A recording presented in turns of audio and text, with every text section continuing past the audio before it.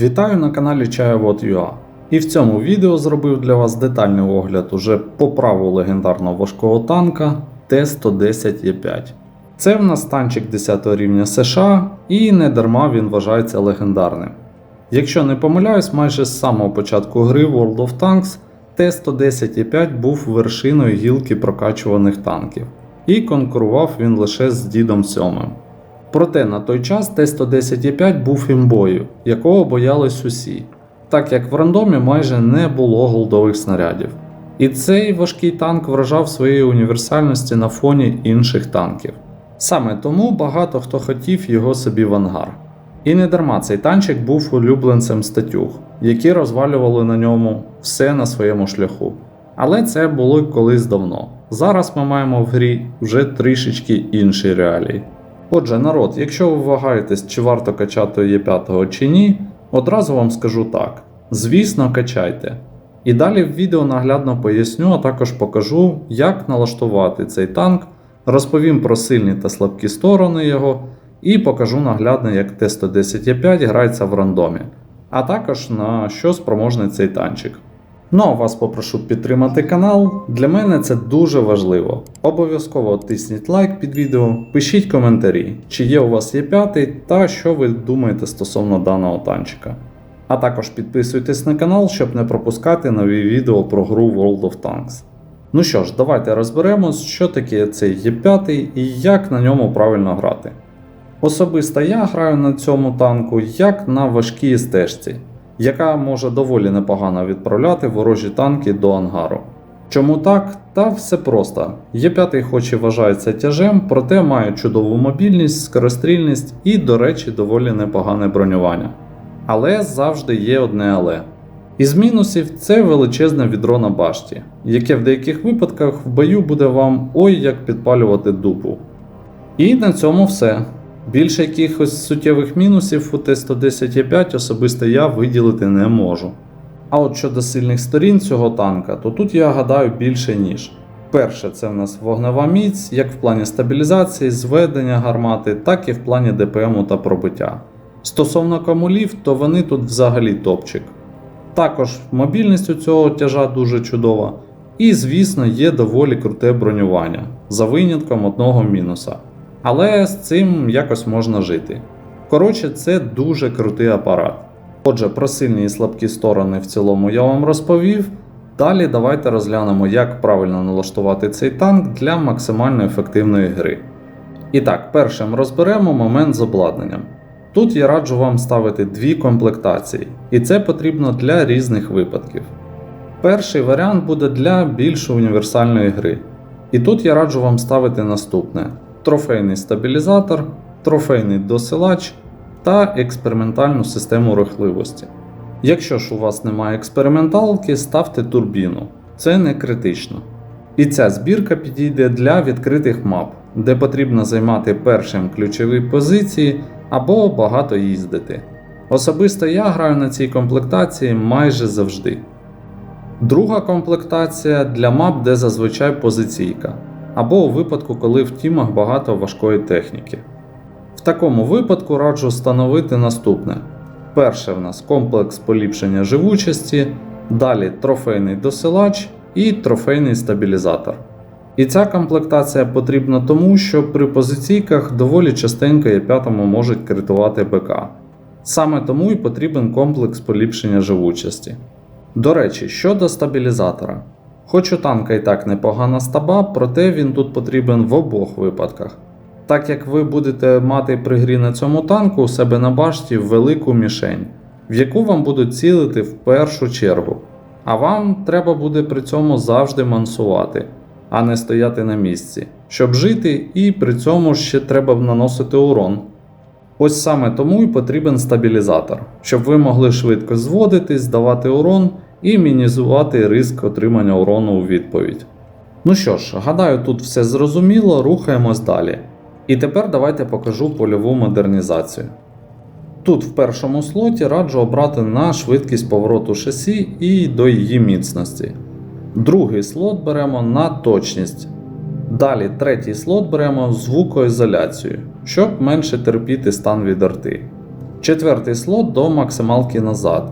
В позиційках вам частенько треба буде швидко відкачувати, аби не отримувати урон.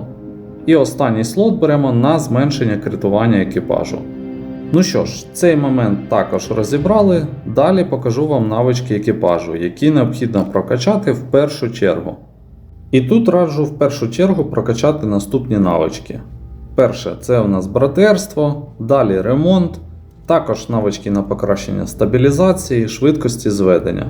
А далі обов'язково прокачайте механіку навичку на зменшення шкоди від фугасів. А також заряджаючому качніть безконтактну боєукладку, ближній бій та інтуїцію.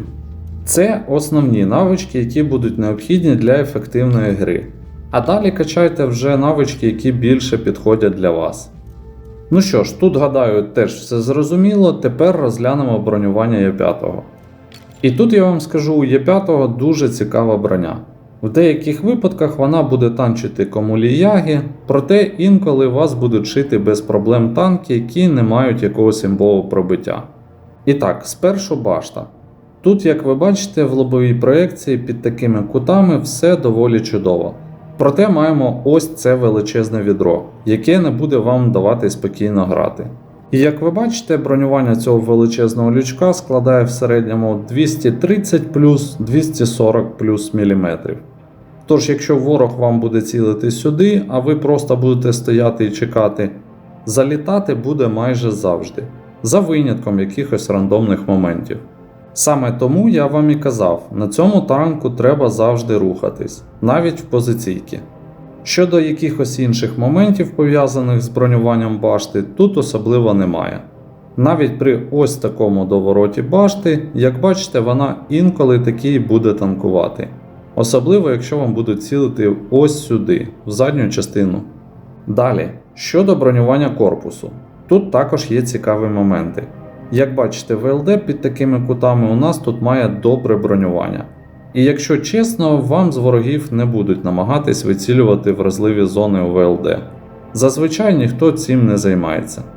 А от щодо бронювання НЛД, так воно тут також присутнє, але пробивати вас сюди будуть більше, ніж частіше. Хоч тут і завдяки доволі специфічній геометрії корпуса бронювання різне, і інколи воно буде якось танкувати, проте не раджу розраховувати на цей факт, так як у випадку пробиття в НЛД доволі частенько у вас буде критувати з БК. Тому НЛД ми по можливості прячемо. Ну а тепер момент стосовно танкування бортом. Давайте розберемо детально бронювання бортів, адже Є5 доволі частенько може непогано танкувати таким чином. І так, якщо ви будете доворачувати корпус приблизно ось так, і намагатись грати від будівлі або ще чогось, таким чином закриваючи НЛД, будемо мати ось таку картину. Дивіться, тут начебто є можливість так грати, за рахунок великої площі катків і гусениць, які будуть виступати проти комулів як екрани. Але тут є моменти. Перший момент. Як ви бачите, між катками по центру є вільний простріл у корпус, і бронювання тут дуже слабке. Отже, танкуючи в позиційки на ближніх дистанціях, якщо ворог буде більш-менш скіловий і буде знати про цей момент, залітати ось сюди вам буде майже без проблем. Проте вже на середніх і дальніх дистанціях сюди попасти буде вкрай важко. Другий момент. Передній каток. Через нього теж можна шити Є5. Але, звісно, якщо вам будуть стріляти не комулями, і знову ж таки треба ще влучити в ось це місце. Де, звісно, у Є5 бронювання не найкраще. І третій момент. Це ось ця полка, зверху на корпусі. Як ви бачите, вона також має доволі погане бронювання. Проте, якщо чесно, сюди рідко вицілюють. І я вам так скажу, сюди ще на середніх і дальніх дистанціях треба влучити. Ну що ж, народ, з бронюванням, я гадаю, теж все зрозуміло. Тут в першу чергу контролюємо момент з відром на башті, також контролюємо НЛД і не перекручуємо корпус в позиційках. А найголовніше, завжди рухаємось. Ось тоді ваш Є5 заграє як ніколи. Ну а тепер давайте бистренько розглянемо всі характеристики Т-110Е5 з такими налаштуваннями, як у мене. І як ви бачите, сильні сторони цього танка це його гармата, а саме маємо круту перезарядку, стабілізацію, швидкість зведення, а також ДПМ на хвилину. Також доволі непогані показники живучості та рухливості. І звісно, як я вже казав, завдяки цим показникам я використовую цей танчик як важку СТ-шку. Ну що ж, тепер давайте розберемо снаряди. І тут також ми маємо доволі чудову картину. Стандартні снаряди у нас ББшки, і вони тут доволі непогані. Альфа 400 одиниць пострілу, 258 мм пробиття та комфортні 1067 метрів на секунду швидкість польоту. Далі маємо голдові комулі, і вони, як я вже казав, тут просто імбові. Альфа 400 одиниць, 340 мм пробиття та 1067 метрів на секунду швидкість польоту. Ці комулі бояться майже всі в рандомі, так як вони майже не відчувають броню інших танків і стабільно наносять урон. Звісно, при правильному їх застосуванні. А також маємо фугаси 515 альфи з пострілу, 60 мм пробиття та 1067 метрів на секунду швидкість польоту. Щодо цих фугасів, вони непогані. Інколи можна доволі боляче робити легкоброньованим цілям. Отже, народ, стосовно Т-110Е5. Особисто мені цей танк дуже подобається, навіть в нинішньому рандомі. Головне грати на ньому як на важкій СТ-шці.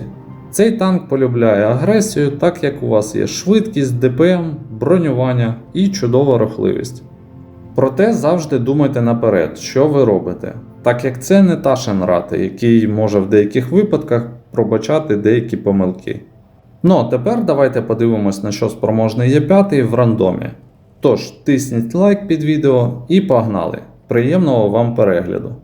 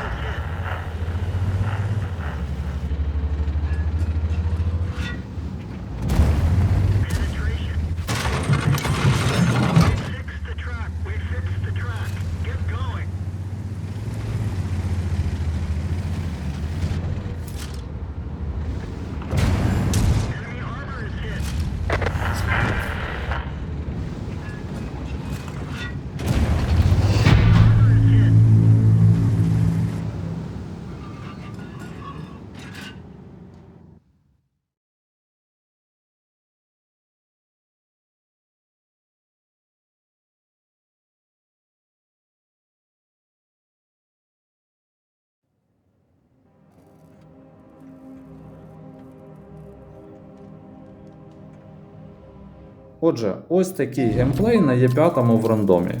В принципі, думаю, тут все зрозуміло. Давайте подивимось ще один бій.